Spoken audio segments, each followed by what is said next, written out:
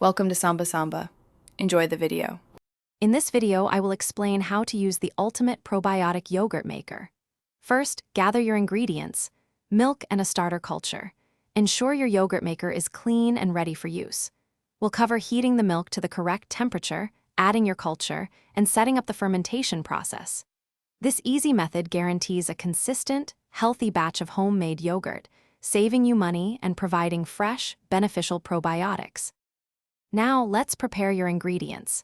Begin by heating 1 liter of milk to 180 degrees Fahrenheit or 82 degrees Celsius.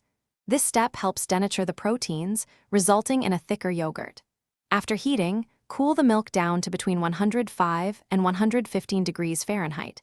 This temperature range is crucial for the starter culture to thrive. Finally, gently stir in 2 tablespoons of your chosen live yogurt starter or probiotic culture. With your milk and culture mixed, it's time for fermentation.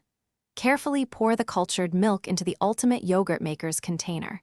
Secure the lid and set the fermentation timer. For a mild flavor, 8 hours is usually sufficient, but for a tangier yogurt, you might prefer 12 hours.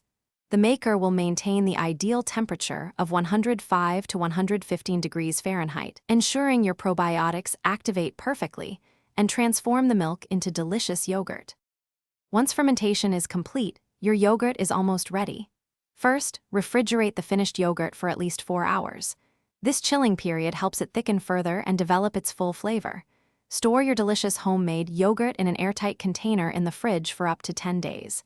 It's perfect for breakfast, snacks, or even as a base for dressings. For easy meal prep, check out the link in the description for leak-proof containers and other great deals. Enjoy your fresh, probiotic-rich creation. Thanks for watching. Consider subscribing if we helped you.